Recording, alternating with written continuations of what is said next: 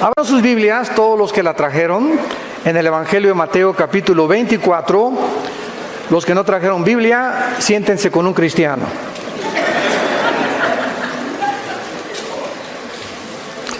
Venir a la iglesia sin Biblia es como ir a jugar fútbol sin pelota. Así que pues hay que venir, ¿verdad?, armados hasta los dientes con la palabra de Dios. En Mateo capítulo 24, versículo 32 al 35, que va a ser la base de nuestra conferencia, vamos a sentar una base única para recordar que si alguien puede preguntar ahorita en el mundo, ¿nos encontramos en la última generación o realmente estamos muy cerca ya del próximo evento profético que se titula el arrebatamiento de la iglesia? Cuando el último emperador de Rusia, Nicolás, le preguntó a un misionero cristiano: dígame usted una prueba de que Dios existe. Y este misionero simplemente escogió una palabra para demostrar la existencia de Dios. Y esta palabra es Israel. Israel. Y durante todo este tiempo, ¿verdad?, desde el 14 de mayo de 1948, que este año se cumplen 70 años del establecimiento libre, soberano, independiente de una nación que fue formada en un solo día.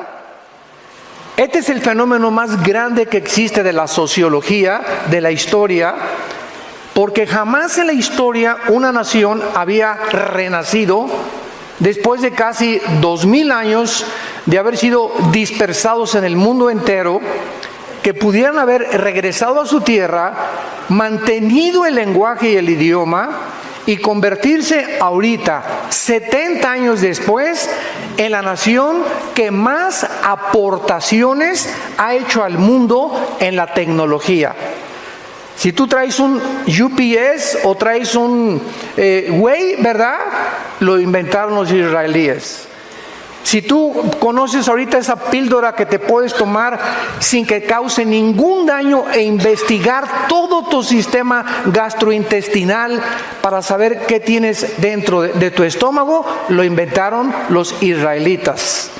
El 65% de los premios Nobel han sido de judíos. Y la pregunta normal es: ¿qué acaso son superiores a los italianos, a los árabes, a los mexicanos, etcétera, etcétera? De ninguna manera. Simplemente cuando venimos a la Biblia encontramos que de todas las naciones que iban a poblar el mundo, ahorita somos aproximadamente 200 naciones, de acuerdo a las Naciones Unidas. Dios escoge a la nación más insignificante. Por ejemplo, en Sudamérica la nación más pequeña es Uruguay. Y Israel cabría más de 30 veces en Uruguay, para que tengan una idea de lo pequeña que es. Rodeada de más de 300 millones de multimillonarios árabes que están con todo el petróleo del mundo. Porque los árabes poseen el 65% de las reservas petroleras del mundo entero. Así que es increíble cómo puede haber escogido Dios un minúsculo lugar geográfico para que a través de este lugar geográfico, más que cualquier cosa del judaísmo, pudiera la atención del mundo, antes de que Cristo regrese en cualquier momento, concentrarse en los medios de comunicación, en los periódicos, en la televisión, en esta nación. Es increíble que hace algunos meses el presidente de Estados Unidos determinó que la embajada que tiene Estados Unidos en Tel Aviv sea movida a Jerusalén. ¿Por qué? Porque Israel es la única nación en el mundo que no se le ha permitido tener las embajadas en su mera capital y en su ciudad. Entonces, hay un fenómeno impresionante moviéndose, y ahora el 14 de mayo próximo, el mes que entra, un mes y medio que entra, se van a cumplir 70 años del establecimiento de la nación de Israel. Y hace 2000 años Jesucristo dijo estas palabras en Mateo 24, 32 al 35, como la señal más grande de todas las que hay para saber en qué tiempo de la historia nos encontramos. Y dice así: de la higuera aprendan la parábola. Cuando ya su rama está tierna y brotan las hojas, sabéis que el verano está cerca. Así también vosotros, cuando veáis todas estas cosas, conoced o sépanlo, que está cerca, a las puertas. De cierto les digo, no pasará esta generación hasta que todo esto acontezca. El cielo y la tierra pasarán, pero mis palabras no pasarán. Es interesante, vamos a regresar a Mateo 24, los primeros versículos, donde le hicieron 3 preguntas los judíos a Jesucristo, porque siempre el ser humano ha estado interesado, somos curiosos por naturaleza, por eso hay brujería, sesiones espiritistas, astrología. Siempre queremos saber, ¿verdad?, qué va a pasar, con quién me voy a casar, si me puedo comunicar con el espíritu de Cuauhtémoc, con mi mamá que se murió. Estamos tratando de penetrar la dimensión espiritual de alguna forma, estamos interesados, cualquier noticia del futuro nos comienza a perturbar, etcétera, etcétera, porque quisiéramos saber el futuro de alguna forma, por la curiosidad. Pero muchos de ustedes, si conocieran el futuro realmente, bíblicamente, yo les aseguro que no les gustaría conocerlo, porque muchos de ustedes viven todavía en pecado, muchos de ustedes han rechazado la luz, han rechazado a Dios en sus vidas, lo ha sacado de la ecuación, y sabes una cosa, que tu futuro no va a ser nada agradable. Porque Jesucristo estableció claramente que no hay purgatorio, no hay transmigración de las almas, no hay reencarnación. El día que muramos, no hay más que 2 lugares a donde tú pasarás y yo también la eternidad: en la presencia de Jesús o en el infierno. No hay ningún otro lugar intermedio. No hay más que el lugar de las recompensas y el lugar del castigo eterno. Hace algún tiempo una viejita me dijo: es que yo no creo que Dios vaya a mandar a nadie al infierno. Dios es bueno y misericordioso. Y yo le contesté a esta viejita: amén, amén. Dios no va a mandar a nadie al infierno, ellos se van a ir solitos. De tal manera amó Dios al mundo que ha dado a su Hijo unigénito, para que cualquiera de ustedes no se pierda, mas tenga la vida eterna. Entonces tú tienes esta vida como un agente moral responsable de tus acciones, de tus pensamientos y de tus palabras. Algún día le vas a dar cuentas a Dios. Lo quieras creer o no lo quieras creer, te puedas burlar, puedas ir comiendo chicle, puedas salir por esa puerta hoy como entraste, pero recuerda que Dios te da la oportunidad para muchos hoy de arreglar tus cuentas con Dios y tratar de poder establecer el destino eterno donde pasarás la eternidad.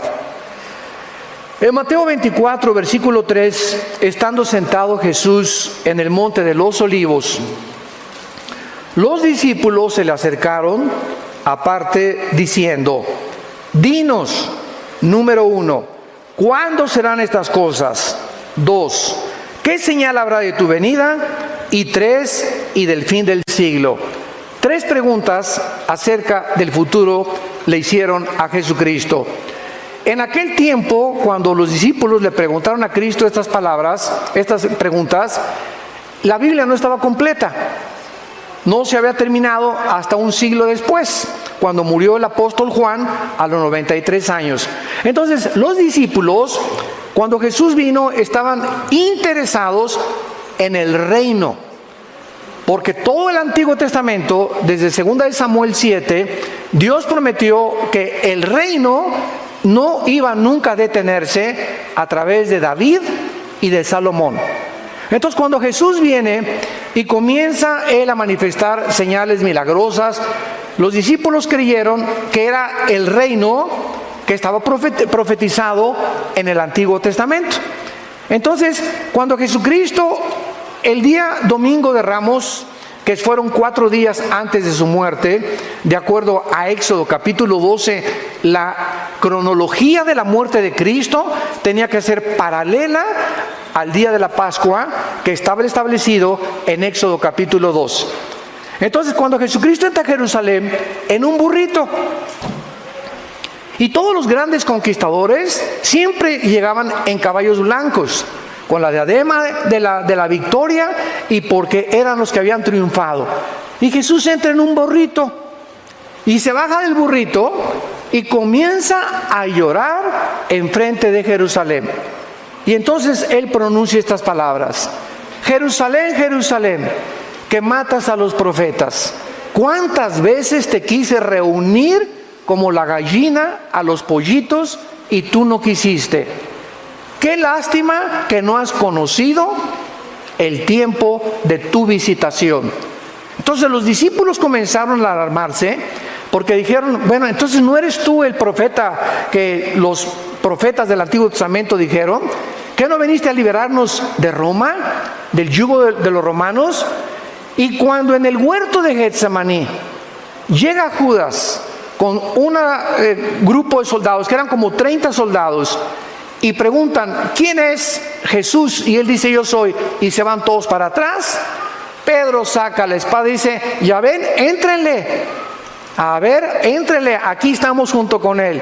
Y Pedro y los discípulos habían visto a Jesús detener el aire, detener el viento, la lluvia, resucitar a los muertos, sanar a los ciegos, sanar a los sordos, sacar demonios. Y de repente ese héroe que habían comenzado a adorar y a servir, pone sus manos así para que los romanos lo esposen y se lo lleven como un cordero directo al matadero. Todos los discípulos comienzan a preguntarse: no entendemos qué está pasando, eso no es esta persona. Y cuando comienzan a crucificarlo, todos los discípulos se esconden, menos María Magdalena, María, la madre de Jesucristo, y el apóstol Juan, que son los únicos que permanecieron en la cruz. No es hasta que Cristo resucita a los 3 días que se les comienza a aparecer, 1 Corintios 15, a más de 500 personas. Y comienzan los discípulos a entender, porque Cristo les dice: ¿es que no oyeron ustedes lo que los salmos y los profetas hablaron de mí? ¿No leyeron Isaías 53, que el Salvador primero tenía que morir y después reinar? Se equivocaron en que ellos creyeron que primero tenía que reinar y después morir. Y era al revés. El Salvador tenía primero que morir y después recibir la corona. Entonces Jesucristo les contesta estas preguntas, y no es el orden cronológico en que las contesta en el versículo 4 en adelante de Mateo 24. Respondiendo Jesús les dijo: miren que nadie los engañe. Número 1, Jesucristo profetiza que el engaño aumentaría de una forma impresionante en el mundo, política, religiosa, filosófica, místicamente, en todas las áreas del mundo. Vivimos un mundo lleno de mentiras. Vivimos un mundo donde la gente ahorita cree que tener dinero ya me va a sacar de pobre, o tener una buena profesión, o tener esta carrera, o ser diputado. No me importa lo que a quién mate y a quién me lleve entre los pies, yo quiero ser presidente municipal o gobernador, etcétera, etcétera. Vivimos en un mundo donde dice la Biblia que hay un velo que cubre a las naciones. Nos rodea un mundo que está ciego ante la realidad de quiénes somos, que somos peregrinos y que no hay nada en esta vida que nos pueda satisfacer. Como mi esposa les comentaba ayer, ¿verdad? ¿Cuántas mujeres como la mujer samaritana, Juan capítulo 4, la chulis llevaba 5 maridos? Y con el que vivía, cuando se encontró con Cristo, era su amante. Ni casados estaban. ¿Cuántas mujeres han creído eso? Es que en un hombre voy a encontrar la felicidad. Como la famosa artista de cine del siglo XX, que se consideró la mujer más bella del siglo XX, después de María Félix, Elizabeth Taylor. 9 maridos, la chulis, se llevó y los enterró. Creyendo uno tras hombre, ¿y cuántos hombres lo mismo? ¿Cuántos hombres, verdad? Una mujer y otra, y siempre buscando y creyendo que vamos a encontrar al hombre perfecto, a la mujer perfecta, y que si ella persona no me hace feliz, pues busco a alguien que me haga feliz. Ahí está el ego centrado en el ser humano. Cuando tú te casas, por favor, nunca pongas como una motivación buscar a alguien que te haga feliz. Nos casamos para hacer feliz a la otra persona. Y cuando comiences a buscar la felicidad de la otra persona, como decía la Madre Teresa, cuando la entrevistaron en Nueva York, la Madre Teresa llegó de Calcuta, de la India.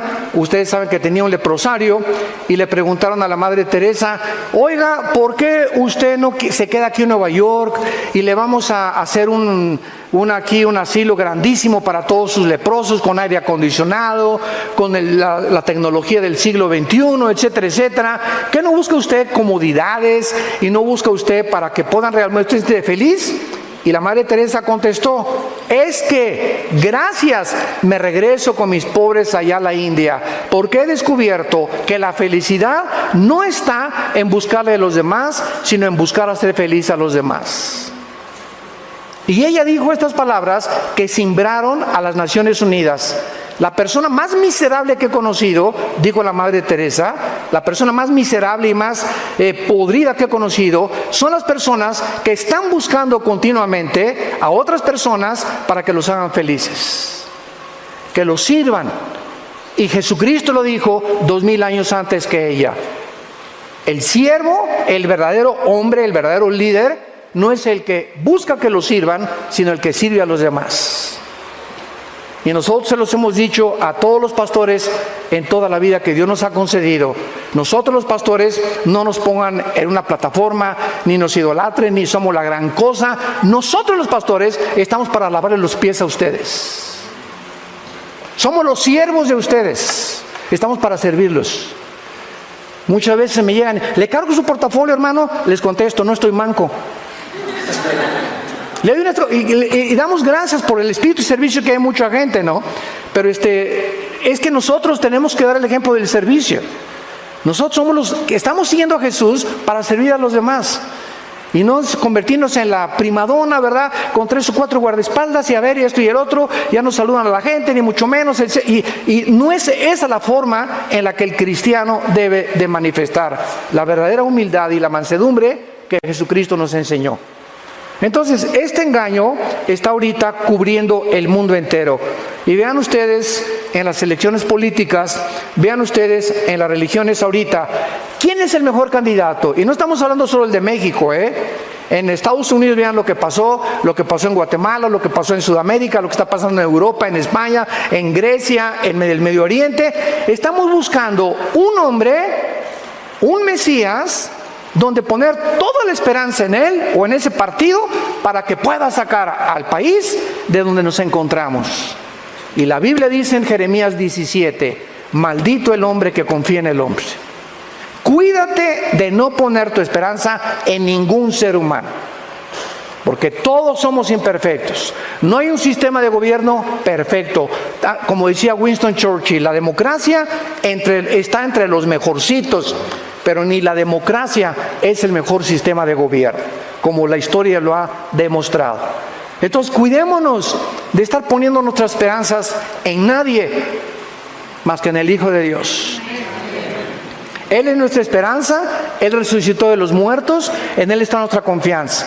Hoy en la mañana el desayuno lo compartí yo con algunos hermanos en el hotel, y yo les decía, ¿verdad? Mira, no oremos por este partido aquí en México, en julio son las elecciones. Simplemente los cristianos no nos peleemos por qué partido somos. Nada más falta que nos agarremos del chongo por eso. No vale la pena.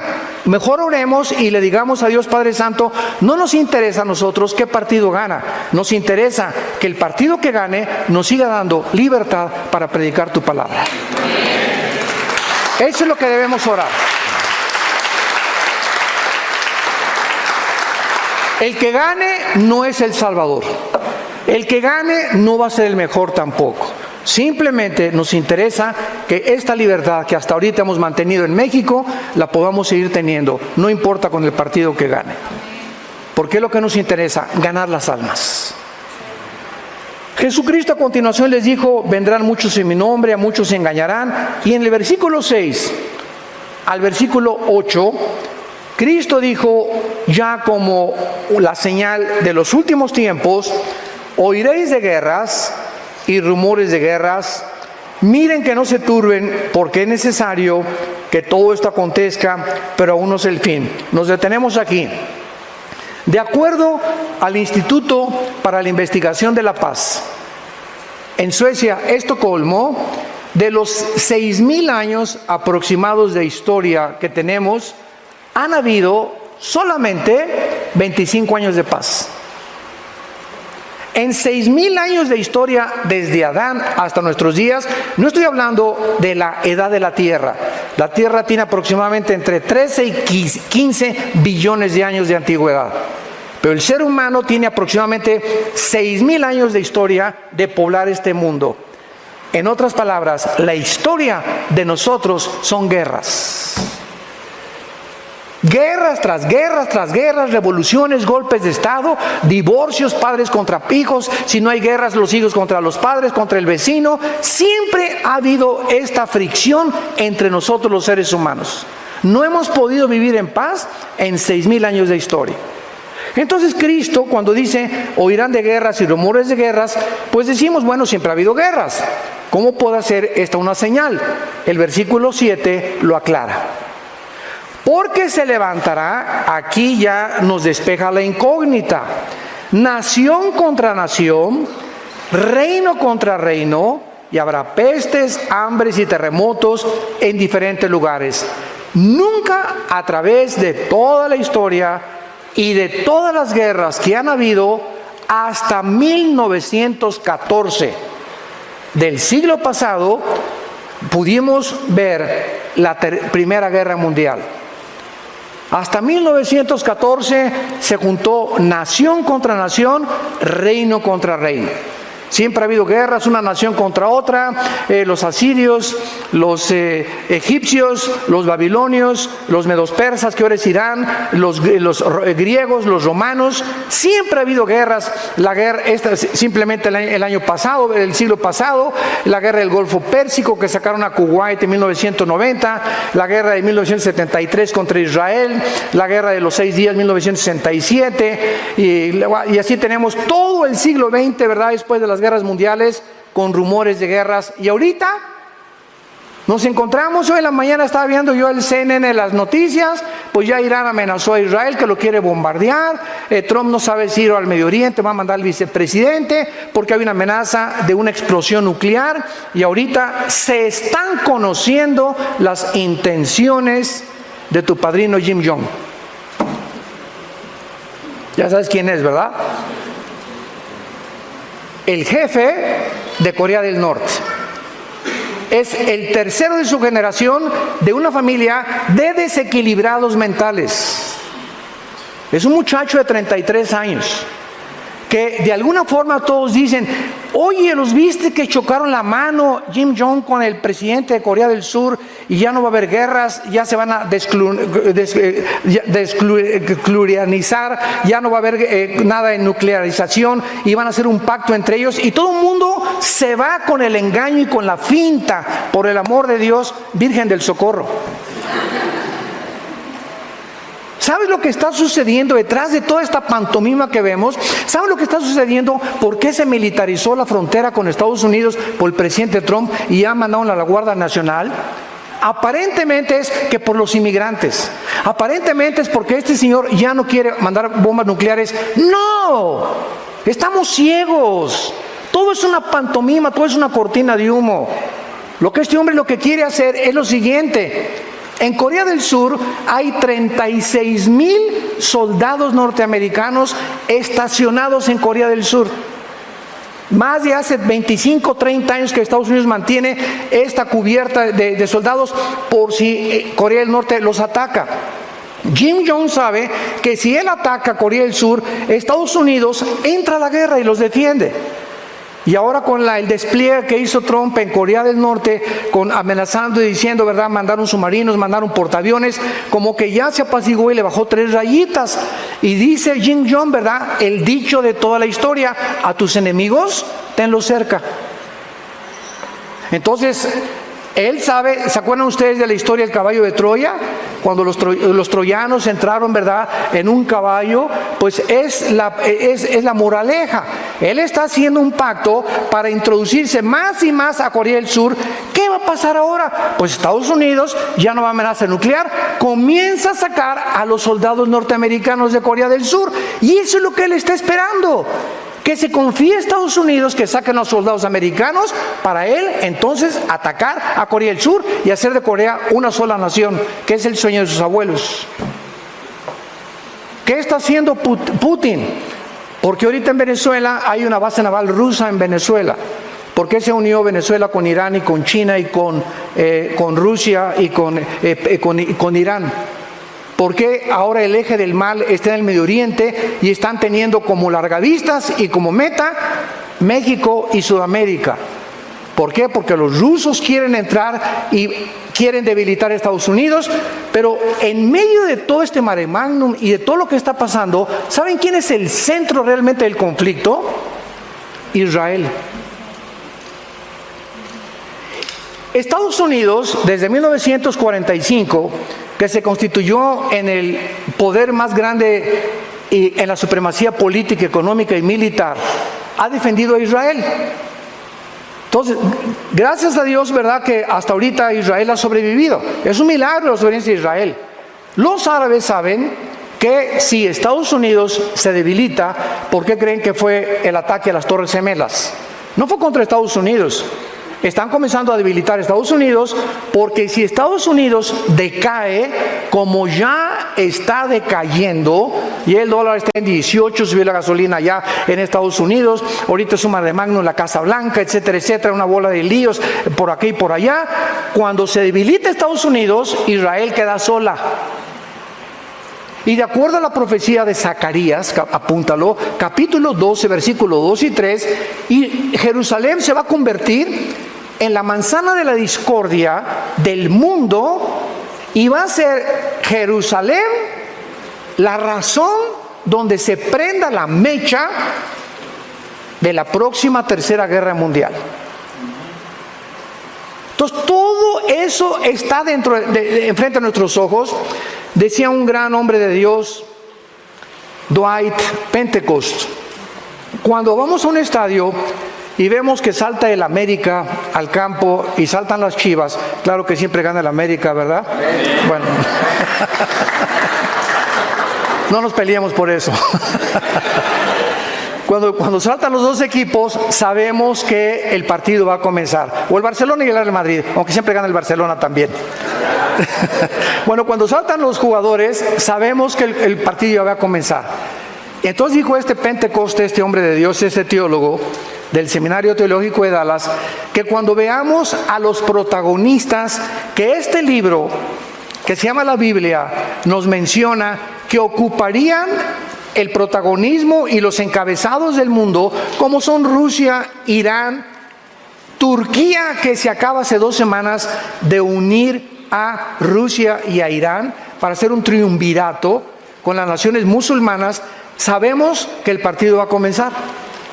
O sea, los jugadores, los protagonistas, las naciones que hace 2500 años los profetas hebreos profetizaron que tomarían participación en la última guerra del mundo, ya están delante de nosotros.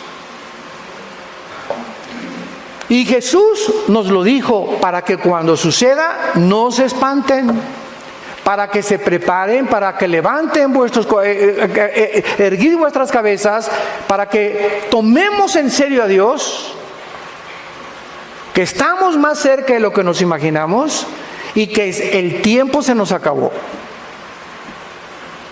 Es hora de ganar las almas, es hora de santificarte, es hora de serle fiel a tu esposa, de serle fiel a tu esposo, es hora de que entendamos que el tesoro más grande que Dios nos ha dado es la familia.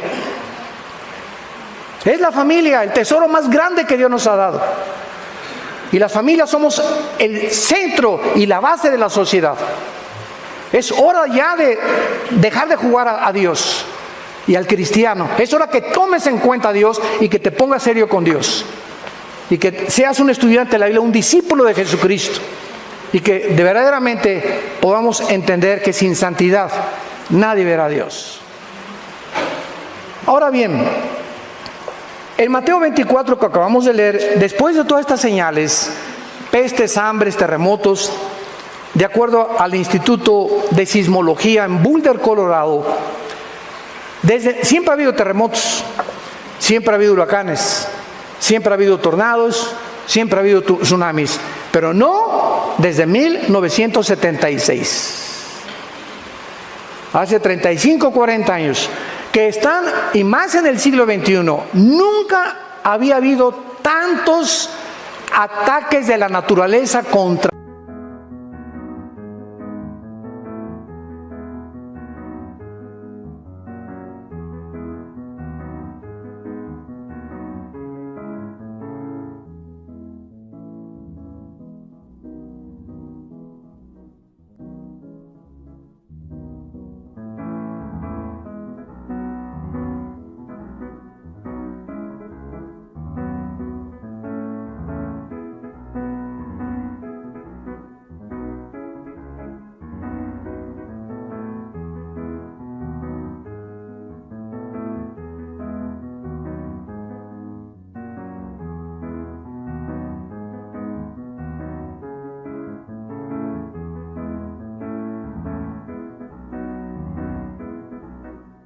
a nosotros. Parece que vivimos un mundo donde la naturaleza se ha vuelto nuestro enemigo. Y lo voy a explicar por qué. Esto es bíblico también. Nunca ha habido los tornados que ahorita hay, nunca han convergido incendios, inundaciones, terremotos, tornados, tsunamis como en los últimos 25 años. Jamás ha habido el grado 8.5 como el que hubo en Chile hace poco, que casi mueve el eje de la Tierra, que tiene 23 grados de inclinación sobre su eje, la Tierra, que es una inclinación 23 grados y medio perfecta. Tưởng và duyên số, nhưng nếu em cho số đảm bảo mình nên duyên đấy. Từ khi gặp em Google hết tác dụng, bởi em là tất cả những gì anh cần tìm, giống một kho báu để ngăn người khác đụng tới. Đối đầu thế giới anh cũng sẵn sàng cân tím, ghét phải lặng im coi em như cô bạn. Nỗi nhớ đong đầy bao giờ mới khô cạn, khoảnh khắc bên nhau thời gian như ngừng trôi, vì em sở hữu sự hấp dẫn vô hạn. Yêu đơn phương cảm giác khó đọc tên, mọi thứ mù mịt giống như đứng trước bão. Mãi hy vọng chờ đợi ngóng trông đến ngày nụ hôn đó sẽ một lần được trao. Hương thơm ngọt ngào vương trên mái tóc em, gây nghiện cực mạnh anh ngày đêm ước ao. Quỳnh là loài hoa đẹp nhất trong bóng đêm, cuộc đời này u tối đang cần em bước vào. Đưa cho anh cái bản đồ vì anh sắp lạc bên trong đôi mắt kia. Hãy đưa cho anh cuốn từ điển vì cảm xúc. La Tierra no puede moverse un grado menos o más, porque entonces se congelarían los polos, la vida no podría existir. Todo esto está sucediendo en un mundo donde todos están ciegos, todos a hacer dinero, mira la chava, la pornografía, a esto y el otro, el poder, la fama. El mundo está engañado completamente. Y Jesucristo dijo, como un lazo vendrá sobre la tierra y para muchos será demasiado tarde. No entendieron como en los tiempos de Noé. Veamos ahora esta famosa señal de la higuera y la importancia que tiene. En Mateo capítulo 21, en los tiempos de Cristo, todos los varones tenían que venir a Jerusalén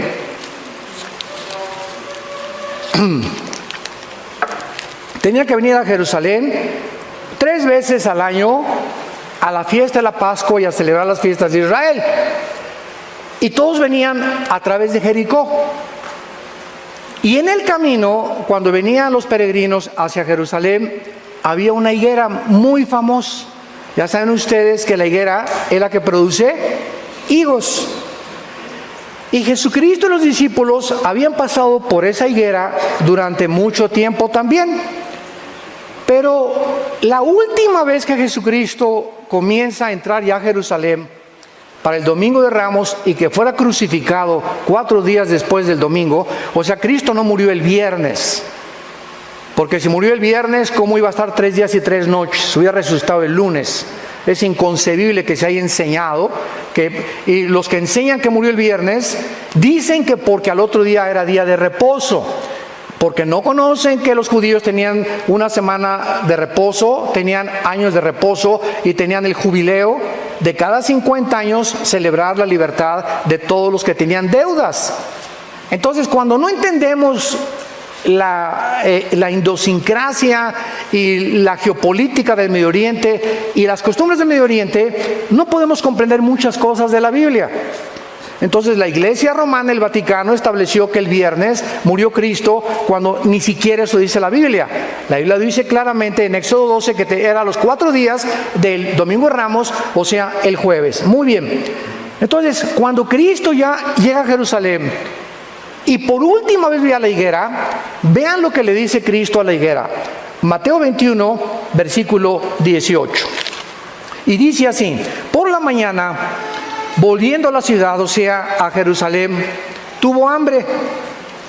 Y viendo una higuera cerca del camino, vino a ella y no halló nada en ella, sino solamente hojas, y le dijo: nunca jamás nazca de ti fruto.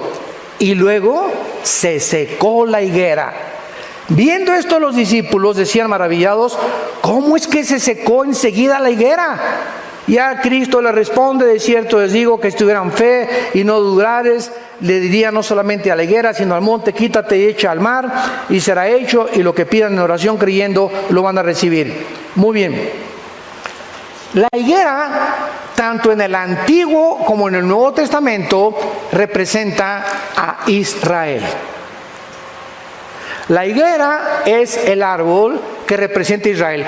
Cuando Jesús quiso comenzar a ilustrar las parábolas, ¿qué usó? Semillas, que es la palabra; la tierra, que es el corazón del hombre; los árboles, que son los seres humanos. Usó los ejemplos de la naturaleza para que hasta un granjero y la persona menos culta pudiera entender el lenguaje, teniendo a Cristo, de lo que Él quería decir acerca de las verdades escondidas en lenguaje humano que se encuentran en el cielo. Entonces, Israel es la higuera, como lo vamos a ver. Y cuando Jesucristo llega a Jerusalén, así como la higuera no daba fruto, no era la higuera la que Dios quería maldecir, era una profecía que Dios estaba esperando fruto en Israel. A lo suyo vino y los suyos le rechazaron. Entonces, como llegó y buscó fruto en Israel, Israel quedó bajo una maldición. Y esta maldición cayó sobre Israel 70 años después de que Cristo murió, cuando el general Tito, romano, hijo del emperador romano Vespasiano, llega a Jerusalén en el año 70 después de Cristo y no deja piedra sobre piedra. La profecía que Jesús había dicho 70 años después se cumplía 70 años. Y después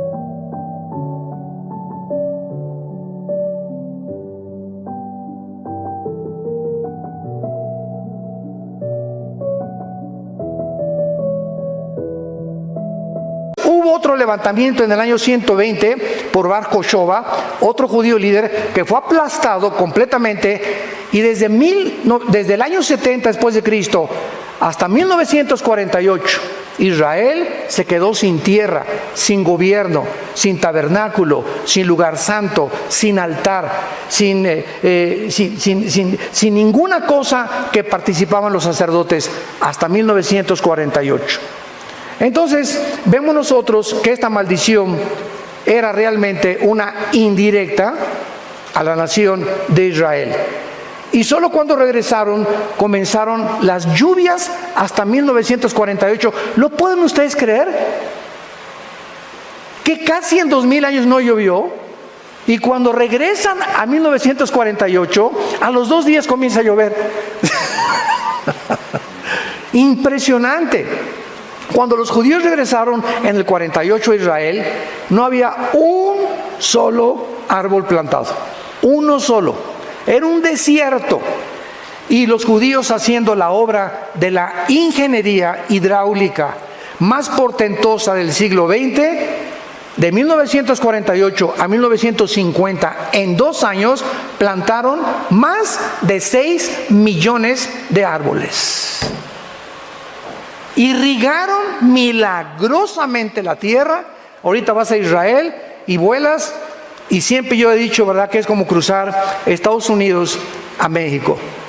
Cada vez que mi esposa salimos de Estados Unidos, pasas de México a Estados Unidos en avión, y México todo seco, todo podrido, basureros, y llega a Estados Unidos todo verde, todo próspero, y entonces viene la envidia, y son los ricos, no, espérame tantito, no es por ahí.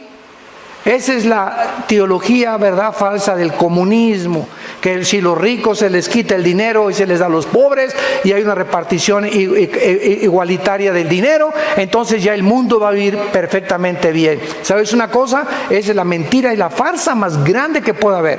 ¿Por qué Estados Unidos ha prosperado? ¿Por qué Estados Unidos fue la nación más grande, económica, mejor vestida? Todo mundo quiere irse a Estados Unidos a trabajar. Nadie quiere venirse a México a trabajar. Nadie quiere irse a Rusia a trabajar. Nadie quiere irse a España a trabajar. ¿Por qué es Estados Unidos? Simplemente porque Estados Unidos, después de Israel, es la única nación en el mundo fundada con la Biblia. 1625, los pioneros huyen de Inglaterra, perseguidos por el Vaticano, porque se convirtieron a Cristo y renuncian al catolicismo. Y fundan en 1625 en el estado de Virginia, en Rhode Island, la primera ciudad, y desde que llegan los misioneros aquí a Estados Unidos, lo único que usan es la Biblia.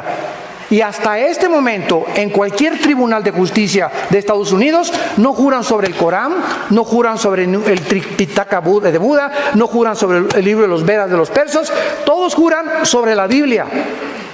Esto es verdad y nada más que la verdad, y a la verdad me someto. Es el juramento que hacen todos. Y cuando ponen su mano sobre la Biblia, hay de aquellos que sean agarrados en perjurio, como agarraron al presidente Clinton cuando negó que había tenido relaciones con la muchacha esta y casi pierde su presidencia.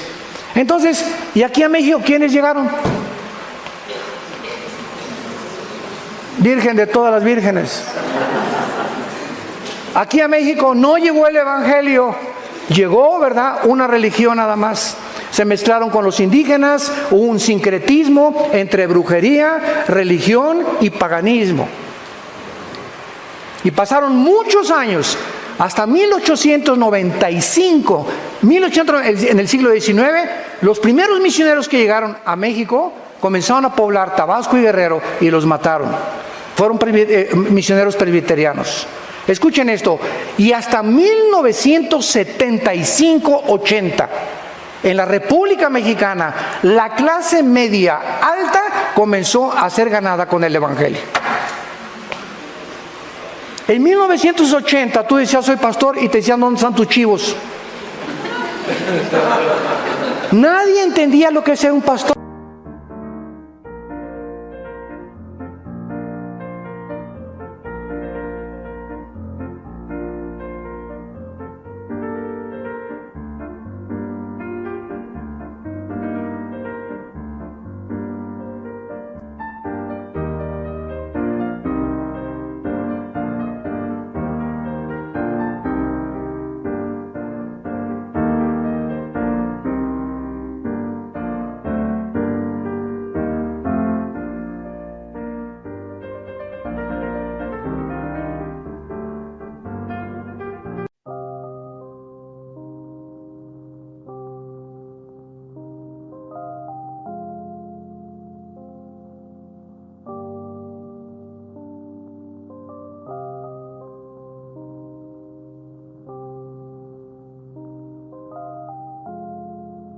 Yeah. Khi say anh thường hay nhắc về em, mong khỏa lấp những u tối, khoảnh khắc về đêm nghe lại bài ca ngày xưa cũ. Ta hát về nhau nhớ những giấc mơ ta từng ước, to tát về sau. Và đó là khi mà anh dần lụy là không làm chủ chính mình, thấy không gian trở nên tồi tệ, mọi thứ bao phủ chính mình. Em đâu còn như điều anh mơ, anh cũng tự nhủ chính mình. Nhưng mà thôi em, nào ai giỏi mà đủ tính tình, chẳng thể vươn tới được cảnh cao dù anh có nhã ý trèo. Trong cơn say mọi thứ cuồng quay, anh trở thành gã chí phèo. Yêu chân thành là không thay lòng dù em có như thị nở. Ý anh là em như cô Tấm, nhìn em như thị nở. Đêm vắng nàng ngón tay xám vàng vì đốt cả bao thuốc lá. Căn phòng chung ký xưa nồng ấm bây giờ sao bút giá. Một thói xấu mà anh đã quen khi em không ở bên lâu. Anh thường ngồi trong một góc tối nhậu suốt cả đêm thâu. Em mang con tim anh đi đâu, khiến anh mù quáng vẫn cố sáng mỗi khi đau. Em mang con tim anh đi đâu, điều gì choáng váng để xứng đáng ướt mi nhau. Em mang con tim anh đi đâu, khiến anh mù quáng vẫn cố sáng mỗi khi đau. Em mang con tim anh đi đâu, điều gì choáng váng để xứng đáng ướt mi nhau.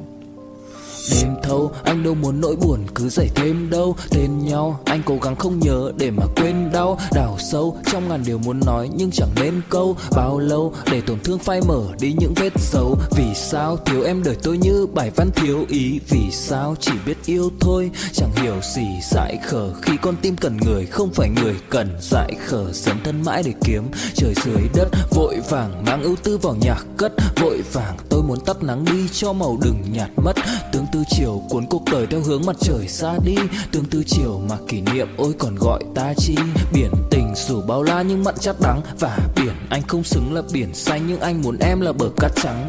Yêu là xuống cả địa ngục vì đã chót tin như là xuân diệu. Yêu là chết ở trong lòng một ít.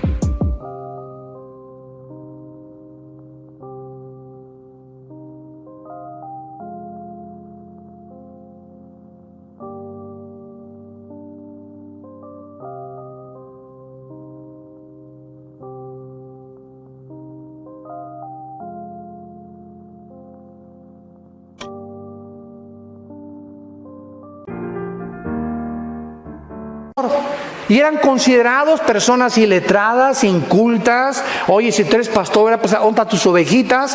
Y tú vas a Estados Unidos y un pastor es mejor que un ingeniero, mejor que un abogado, mejor que un licenciado, por el crédito que tienen, por la personalidad que manifiestan ellos y por el respeto que la gente les tiene. ¿Por qué? Porque después de casi 300 años, 50 años que nos llevan en cultura y en todo, estamos atrasados aquí en Latinoamérica, más de 400 años, en todos los aspectos. Y ahí nace la envidia, porque es lógico. Toda excelencia de obras, toda nación que prospere es la envidia de los demás. Cómprate un carro nuevo y te van a envidiar tus vecinos. Vístete china poblana y la que baila jarabe tapatío te va a envidiar también. Destaca o triunfa en la vida y tendrás un cúmulo de envidiosos que comiencen a hablar mal de ti. ¿Por qué? Porque no soportamos que alguien sea mejor y que alcance el éxito mejor que nosotros. Hay algo que me puso los pelos de punta hace poco cuando vi un artículo de las famosas que se consideran las muchachas más bellas del mundo, de Victoria's Secret, que es una marca para ropa de mujer. Y entonces sacaron la vida de ellas en la privacidad. Y los reporteros dijeron que es impresionante que entre estas muchachas, que son como 8 o 10, las que escogen supuestamente con las mejores caras y los mejores cuerpos del mundo, entre ellas se odian con odio jarocho. Es una envidia entre ellas mismas, quién es la más bonita. Y yo soy más bonita que tú. Y hasta le quiso poner algo en el café a la otra persona para que se durmiera y no se presentara al concurso. De la envidia que tienen entre ellas mismas. Entre los artistas, entre los deportistas, ¿cuántos odian al pobre de Messi, que es un jugador que se iba a quedar enano, que tiene autismo en 2º grado? Por eso cuando Messi entra al campo, no es como Ronaldo, ¿verdad? Que aquí papucho de papuchos, llega, no se fija en el público, o sea, está completamente aislado. Así son los autistas, y él se enfoca en la pelota, y durante los 90 minutos del partido, no pone los ojos en nadie más que en la pelota, la sigue como si hubiera en tercera dimensión, la tuviera aquí cerca. Los pases que da exactamente los da, pero a la mera bota de la persona, porque se concentra nada más en la pelota. Por eso es un mago del fútbol. Y así vemos nosotros que así hay cantidad de gente. ¿Y por qué lo odian? ¿Por qué lo critican? Por la envidia. Entonces, así pasa en la vida. Tenemos que entender la naturaleza humana. Entonces, vemos que Dios nos muestra claramente que esa es la razón por la cual Israel es odiada. Quiero decirle lo siguiente, a cualquier historiador que nos visite: nunca desde el 48 Israel ha comenzado ninguna guerra. Siempre las guerras que ha habido contra Israel es porque se han defendido. Los palestinos, la última vez que les mandaron bombas a Israel, desde los hospitales y desde las escuelas, pusieron los cañones para que cuando Israel contestara el fuego, ellos ante el público internacional dijeran: es que están matando a niños, cuando ellos mismos los estaban matando, y los ponían de carne de cañón para desprestigiar. Y de todas las resoluciones de las Naciones Unidas, el 65% de las resoluciones de las Naciones Unidas han sido contra la nación de Israel. Y en penúltimo lugar, ¿por qué este odio? Escuchen esto y abran sus oídos. El odio que hay ahorita contra Israel es porque Israel va a establecer el reino milenial de Jesucristo en la tierra. Ahí es donde va, podríamos decir, aterrizar Jesucristo. Se va a parar Jesucristo en Zacarías 14, en el mero monte de los olivos donde fue crucificado. Se va a hacer un valle de norte a sur y de oriente a occidente. Y ahí Jesucristo en Jerusalén, Dios va a bajar su trono que está ahorita a este mundo. Dios lo va a bajar, y ahí en Jerusalén será el trono de Dios durante 1000 años. Entonces el diablo, los poderes de las tinieblas están enojadísimos, tratando de impedir que venga Jesucristo, porque el diablo, dice Apocalipsis 12, tiene los minutos contados. Entonces es lógico todo el odio que hay contra Israel, donde solo una nación lo defiende, y por eso Dios la ha bendecido. Ahorita ya que Estados Unidos abandona Israel, entonces vendrá el derrumbamiento de Estados Unidos. Israel será rodeado por Rusia, por Irán y por Turquía, de acuerdo a Ezequiel capítulo 38, y vendrá la tercera guerra mundial. Y nos encontramos a un paso del cumplimiento de estas profecías. Yo no sé cuántos de ustedes están preparados para encontrarse con su Dios. ¿Cuántos de ustedes están listos que si...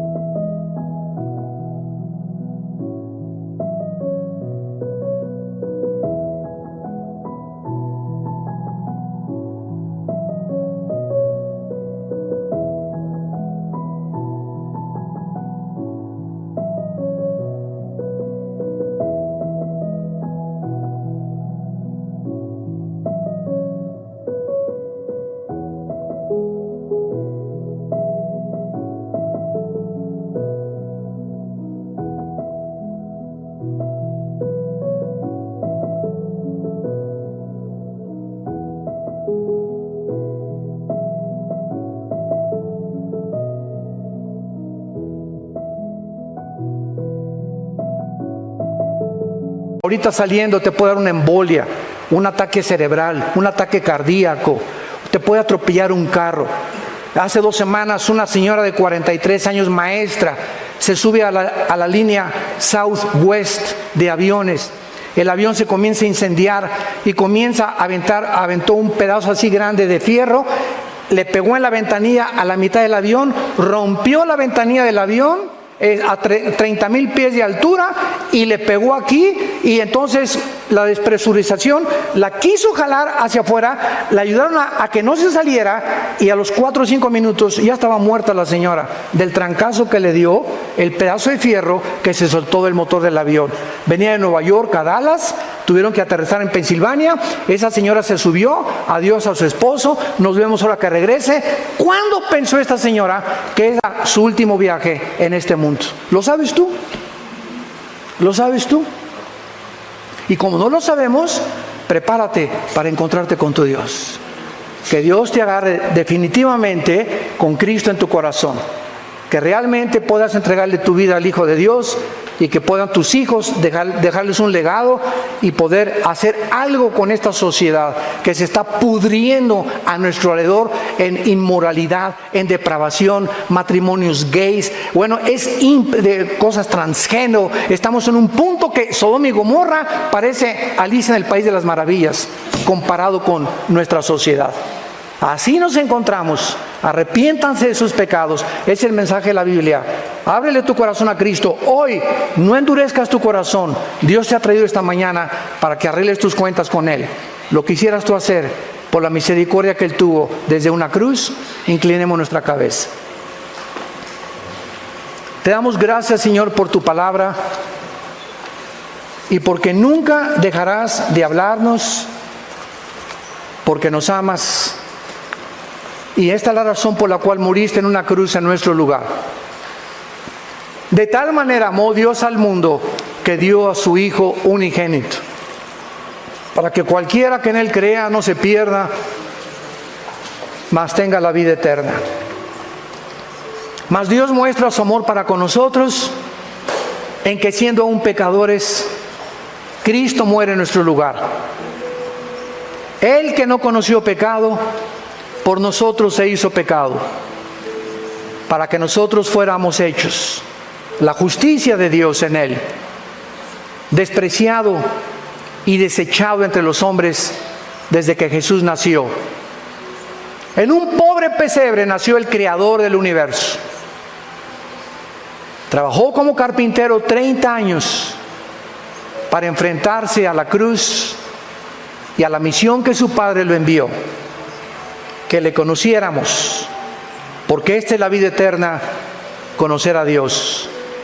Y Jesús dijo: nadie conoce al Padre sino el Hijo, y a quien el Hijo lo quiera revelar, porque yo soy el camino, la verdad y la vida. Nadie va al Padre sin mí. Es imposible conocer a Dios sin antes conocer a su Hijo, porque es el Hijo el que ha venido a revelarnos al Padre. En esta mañana, dile a Dios con todo tu corazón.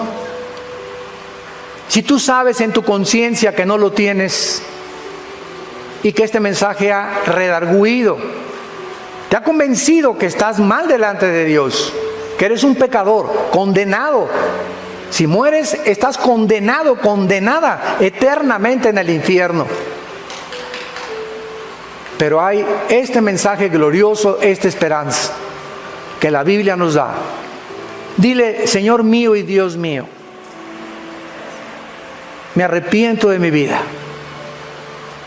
Gracias porque en esa cruz pagaste tú con tu sangre una cuenta pendiente de pecado que yo tenía contigo y que ahora comprendo que yo no la podía pagar nunca, ni con buenas obras, ni con sacrificios, ni con ninguna religión.